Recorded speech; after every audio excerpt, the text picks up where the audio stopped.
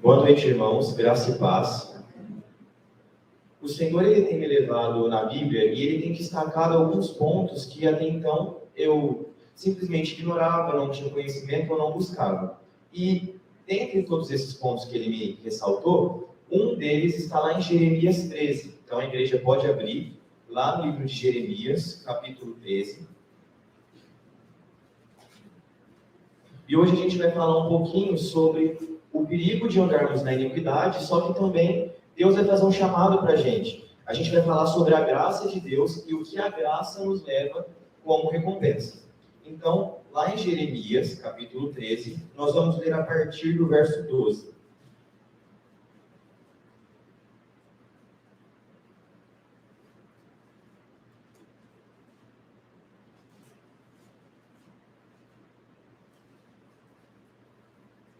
O título na Bíblia é A Metáfora das Garrafas de Vinho, exatamente o tema da nossa ministração. E, para a gente compreender o que Jeremias está querendo dizer aqui, o título contém uma palavra-chave muito importante, que é metáfora. E, procurando saber mais, para passar de uma forma mais simples para a igreja, a palavra metáfora significa figura de retórica em que a significação habitual de uma palavra é substituída por outra. Como assim? Aqui, quando Jeremias ele começa a citar a palavra garrafa, ele não está querendo dizer literalmente de uma garrafa que a pessoa vai lá e coloca algum líquido. Ele está querendo dizer garrafa como ser humano. Então, aqui, a metáfora das garrafas de vinho, ele está usando um sentido figurado para a gente compreender. Então, Deus está falando o seguinte a partir do verso 12. Portanto, tu lhes falarás esta palavra. Assim diz o Senhor, Deus de Israel.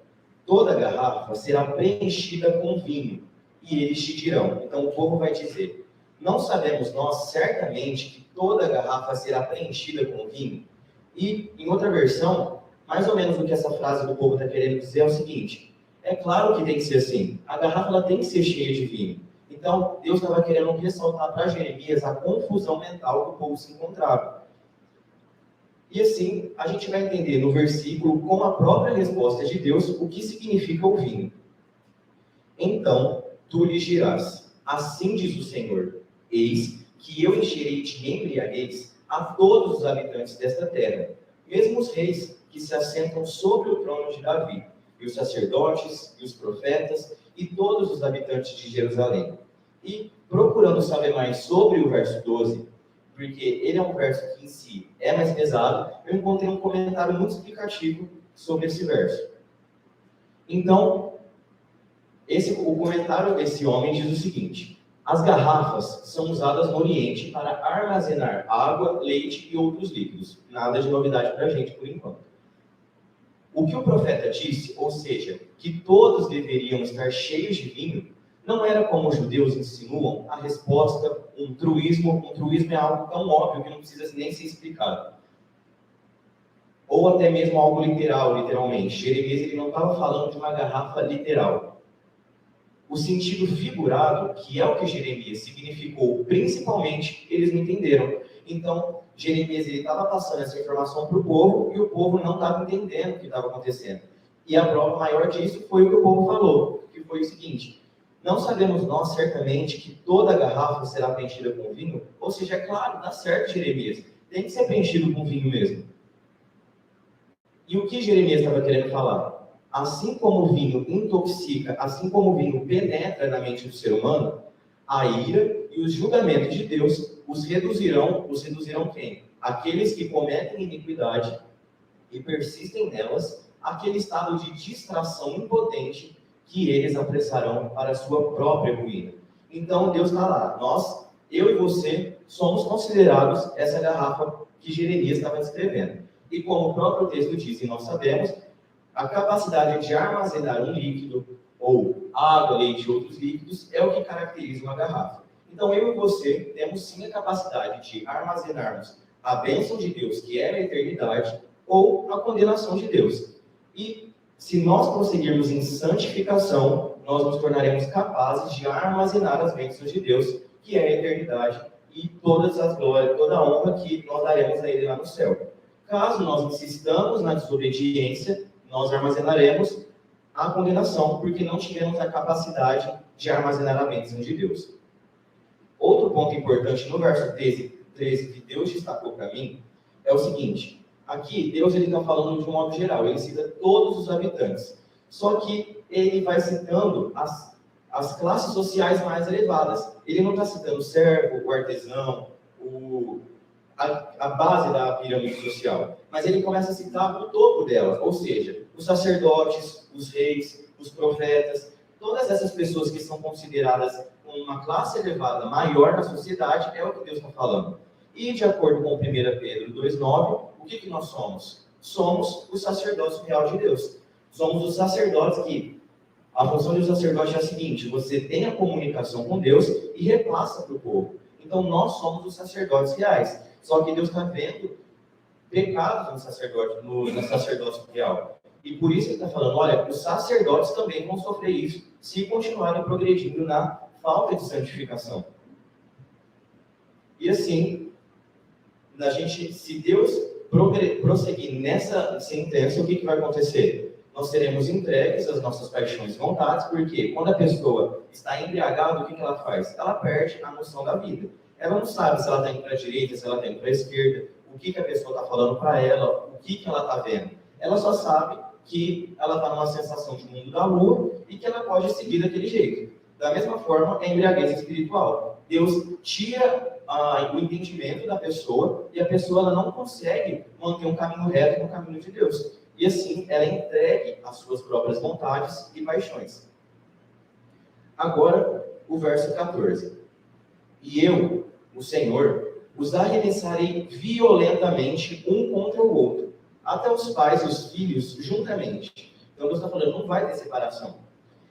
Todo mundo vai sofrer isso, diz o Senhor. E não terei piedade, nem pouparei, nem terei misericórdia, porém os destruirei. Então aqui, Deus começou a me revelar, a me fazer entender o cenário que Jeremias estava descrevendo aqui. Então, é um cenário, obviamente, de caos. Se a gente for ler aqui, Deus está falando que vai sacudir tudo violentamente.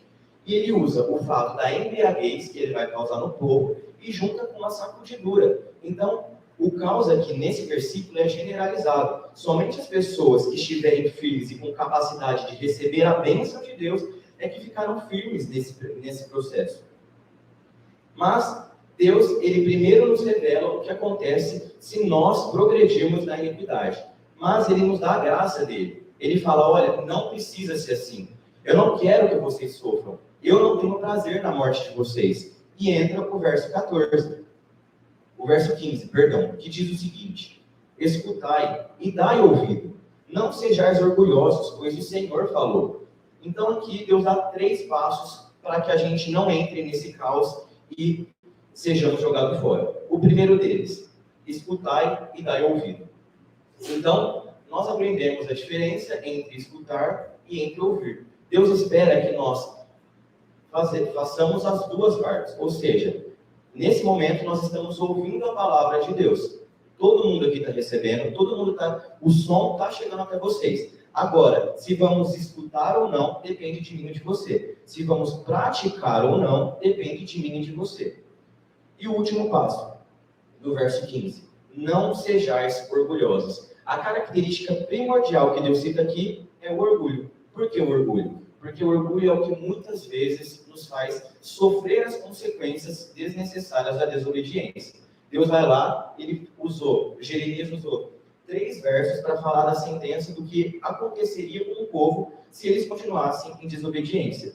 Só que o orgulho do povo faz o povo cair, faz o povo ir à ruína.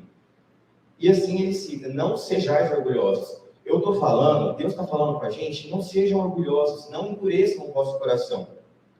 Porque o Senhor falou. Então aqui é uma forma de Jeremias falar, olha, se Deus falou, vai acontecer. Pode demorar 1 ano, pode demorar 1 mês, pode demorar 2 meses, mas vai acontecer.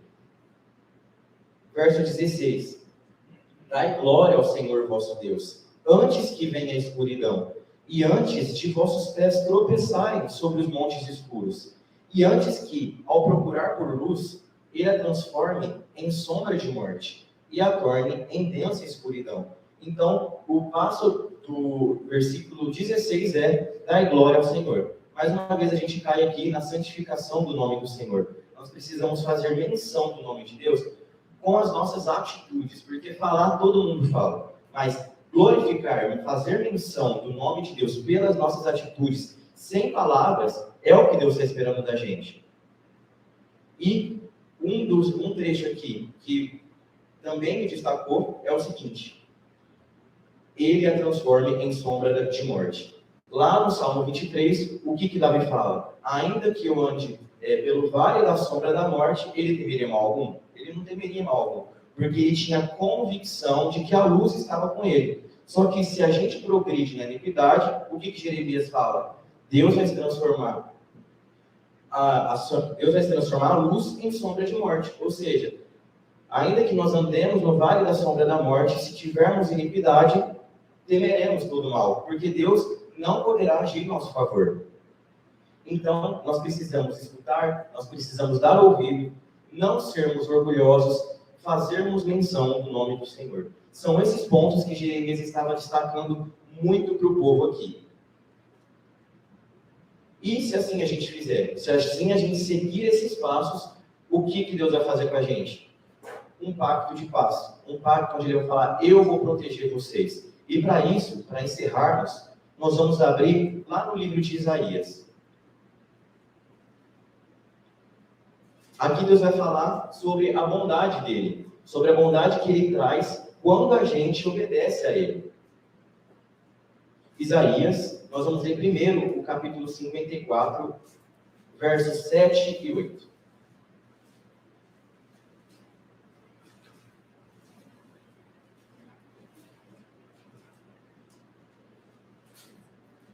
Isaías 54, 7 e 8.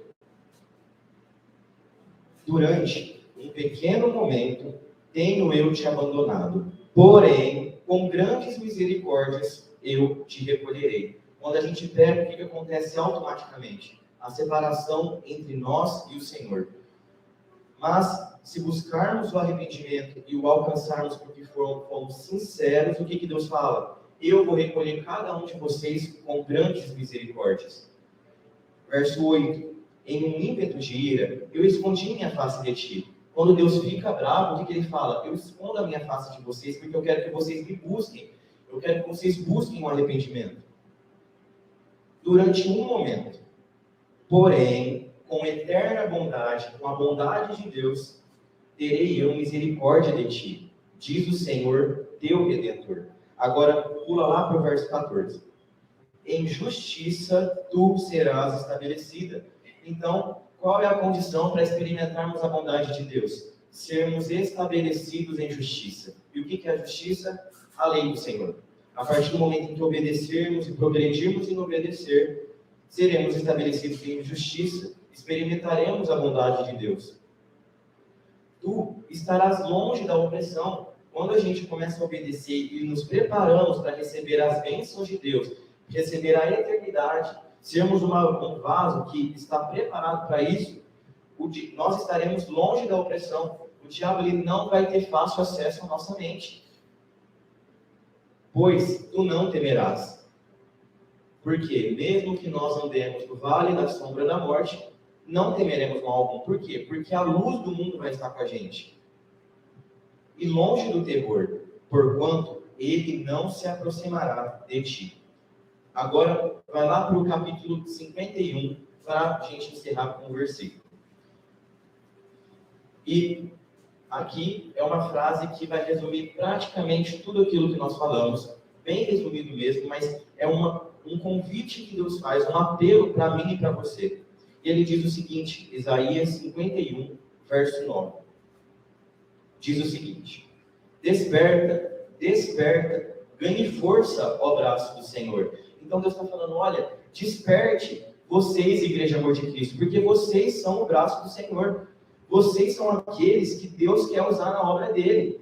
Vocês são aqueles que Deus quer derramar a bênção da eternidade, o chamado que ele nos fez.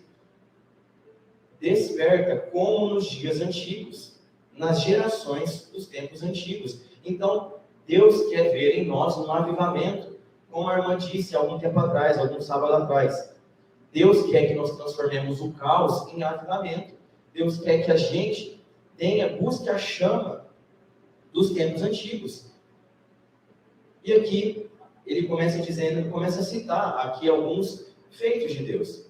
Não és tu aquele que cortou Raabe e feriu o monstro marinho? Não és tu aquele que tem secado o mar, as águas do grande abismo, que tem feito das profundezas do mar um caminho para os resgatados atravessarem?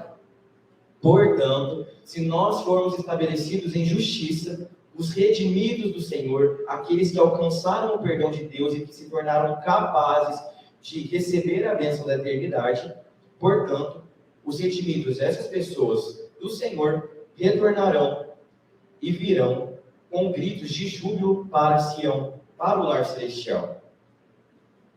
E eterna alegria estará sobre suas cabeças. Eles obterão júbilo e alegria, e tristeza e pranto fugirão. Por quê? Porque nós progredimos em obedecer a Deus. Porque Deus propôs na nossa frente a vida e o mal. E nós vamos escolher a vida. Tudo isso cabe uma decisão nossa, é a determinação. E é exatamente o que fala essa música que nós vamos cantar agora. Hoje Deus nos propõe a vida, o bem, a morte e o mal. Se nós escolhermos a vida e o bem, o que vai acontecer? Vamos receber a terra das promessas. Amém? A igreja pode se levantar.